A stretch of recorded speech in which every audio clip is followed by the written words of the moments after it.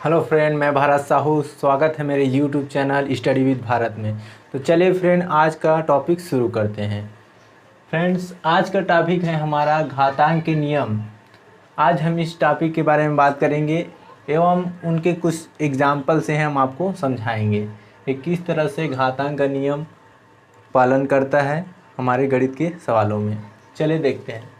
तो हमारा सबसे फर्स्ट जो नियम है, पहला नियम है, इसमें देखिए a की घात m गुणा a की घात n बराबर a और उसकी घात में m धन n, मतलब जो घात होते हैं वे आपस में जुड़ जाते हैं।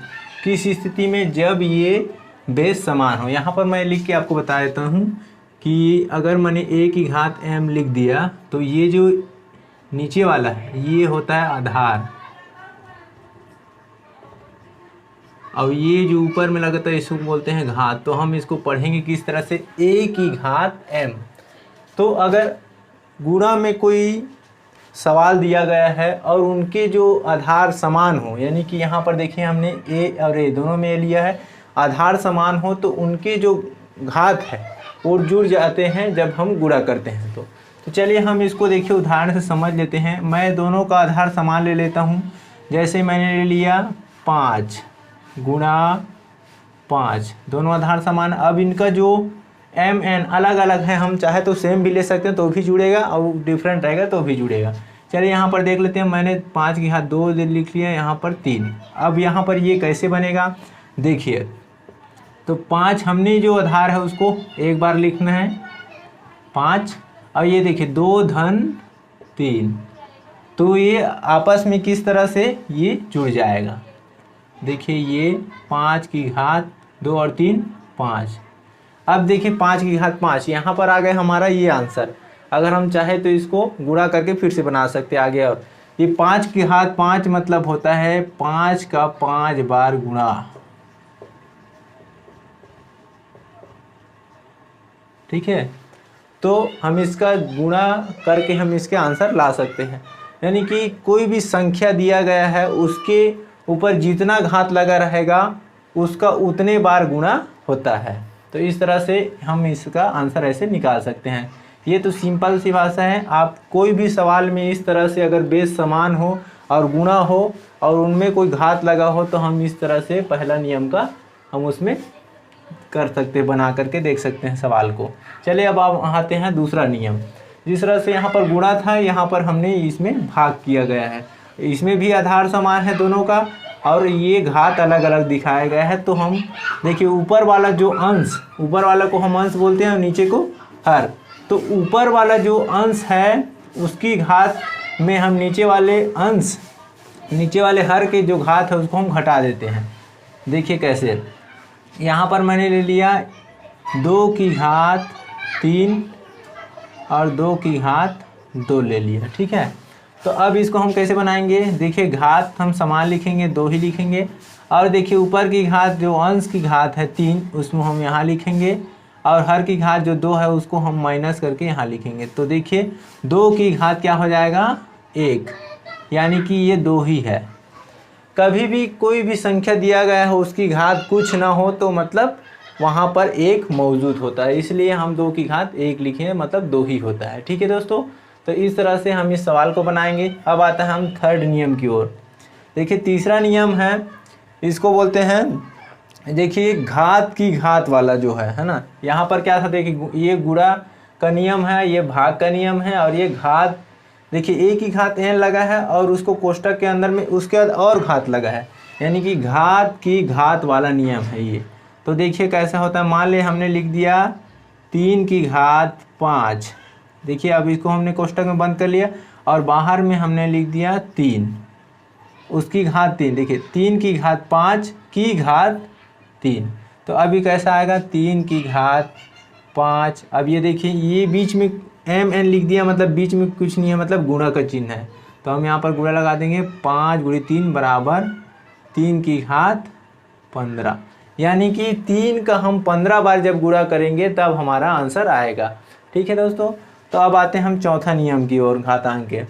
यहाँ पर देखिए a गुणा b कोष्टक बंद और m, मतलब ये a गुणा b दोनों की घात यहाँ पर एक ठुक दे दिया m, तो हम इसको अगर तोड़ेंगे तो इस तरह से हमें प्राप्त होगा a की घात m गुणा b की घात m, मतलब a का m की घात ये भी रहेगा, a की घात m भी रहेगा और b की घात भी m रहेगा। यहाँ पर बीच में गुणा का चिन्ह लग जाएगा।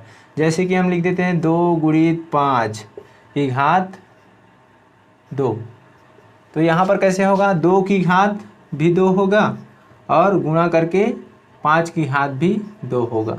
हम इस तरह से इसको हल भी करके हम बना सकते हैं। मैं यहाँ पर आपको सिर्फ समझाया कि ये जो सूत्र के हिसाब से, जो नियम के हिसाब से इस तरह से हमारा आंसर आएगा। हम चाहे तो इसको और आगे बना सकते हैं। जैसे कि अगर हम इसको बनाना चाहें तो 2 का 2 बार गुणा करेंगे, 2 दूनी 4, यहाँ पर 4 आ जाएगा, गुणा 5 का 2 बार गुणा करेंगे, 5 गुणित 5, 5 पंचे 25, तो हम यहाँ पर 25 लिखेंगे और 25 चौक 100। इस तरह से अगर हम आंसर पूरा लाना चाहें तो भी आ सकता है। ठीक है, अब आगे बढ़ते हैं 5वें नियम की ओर। तो यहाँ पर देखते हैं a बटे b वो पूरे की घात m। यहाँ पर जैसे जिस तरह से हमने यहाँ पर गुणा करके यहाँ पर भाग किया, उसी तरह से यहाँ पर भी गुणा वाला जैसे आया वैसे ही यहाँ पर भाग का भी आएगा। तो हम दोनों का a बटे b भागित यहाँ पर पूरा कोष्टक करके m लगाए यहाँ पर, तो a की घात m होगा बटे a की घात n भी होगा। जिस तरह से कोष्टक के अंदर इसमें भी रूल फॉलो हुआ, इसमें भी उसी तरह से होगा। जैसे हम लिख देते हैं, देखिए यहाँ पर मैंने a गुणित b ऐसा लिख दिया था, सॉरी यहाँ पर b आएगा। ठीक है, तो यहाँ पर हमने जैसे a b अलग अलग लिखे थे वैसे इसमें यहाँ पर भी हम लिख सकते हैं। ठीक है, क्योंकि सेम रहेगा तो ये दोनों आपस में कट जाएगा, तो इसलिए इस तरह से हम a और b अलग अलग हम उसको लिखते हैं। चलिए देखते हैं, तो यहाँ पर मैं लिख देता हूँ 5 की घात 5 बटे 2 की घात 3 कर दिया। अब यहाँ पर मैं क्या करूँगा, 5 की घात भी 3 होगा और 2 की घात भी 3 होगा। इस तरह से हम इस सवाल को बनाते हैं। आगे चलते हैं, यहाँ पर देखिए 6वां, a की घात 0 बराबर 1। यहाँ पर देखिए हमने जगह जगह यहाँ पर पूरा यहाँ से लेकर पूरा a लिखा है और b लिखा है। जो a और b क्या चीज़ है, ये वास्तविक संख्या है।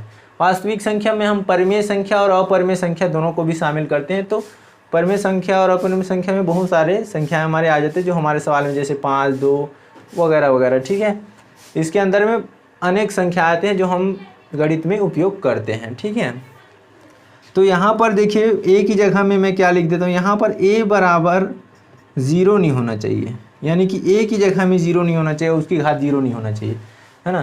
तो इस तरह से हम इसको देखते हैं कि अगर कोई संख्या मैंने ले लिया, चलिए कोई भी संख्या ले लेते हैं, 7 की घात 0, तो यहाँ पर 1 आएगा। अगर मैंने ले लिया 10 की घात 0, तो भी यहाँ पर 1 आएगा। हम कोई भी संख्या, प्राकृत संख्या, पूर्ण संख्या, पूर्णांक संख्या और परिमेय संख्या सब कोई भी संख्या ले लें हम, उसकी घात अगर 0 है तो वो 0 आ गया। बशर्ते एक शर्त है यहाँ पर, a की बराबर 0 नहीं होना चाहिए। ठीक है, तो हम कोई भी संख्या यहाँ पर ले सकते हैं। अब ये जो यहाँ पर हमने mn लिया वो जो है पूर्णांक संख्या को ही बस ले सकते हैं, हम उसमें अपरिमेय संख्याओं को घात में नहीं ले सकते दोस्तों। ठीक है, तो हम पूर्णांक संख्या में लेते हैं। अगर आपको पूर्णांक संख्या, पूर्ण संख्या और प्राकृत संख्या के बारे में पता नहीं है तो हमने एक वीडियो बनाया है, उसका लिंक मैं डिस्क्रिप्शन में दे दूंगा, आप वहां से जा कर के उस वीडियो को देख सकते हैं। ठीक है, आगे 7वां नंबर का जो हमारा नियम है, देखिए a की घात m बराबर, अगर कोई संख्या दिया है, यहाँ पर मान लीजिए हमने लिख दिया 8 की घात 2। ठीक है, तो अगर हम इसको a के बटे में लिखना है तो किस तरह से लिखेंगे, a की बटे में लिखना है तो ये जो संख्या सेम रहेगा, बस घात में हम, ये प्लस था तो माइनस हो जाएगा, और ये दूसरा देखिए a की घात माइनस m। जब ये जो संख्या अगर हमने इसको बटे में लिखना है 1 के, तो ये माइनस वाला प्लस हो जाएगा, प्लस वाला माइनस हो जाएगा। देखिए यहाँ पर इसी को मैं लिख देता हूँ 8 की घात -2। अब ये हो जाएगा 1/8 की घात 2। अगर ये प्लस में है तो माइनस में हो जाएगा, माइनस में है तो प्लस में हो जाएगा। इस तरह से हमारा जो घातांक के नियम जो है पालन करता है। ये बड़े बड़े गणित के सवालों में भी काम आता है। ये मैंने आपको बस एक उदाहरण के तौर पर इसको बताया गया ताकि आप इस गणित में अच्छे से इस सवाल को बना पाए, घातांक का नियम का पालन कर सके। ठीक है दोस्तों, तो आई होप कि ये वीडियो आपको पसंद आया होगा। अगर पसंद आए तो वीडियो को लाइक कर दीजिएगा, मिलते हैं अगले वीडियो में।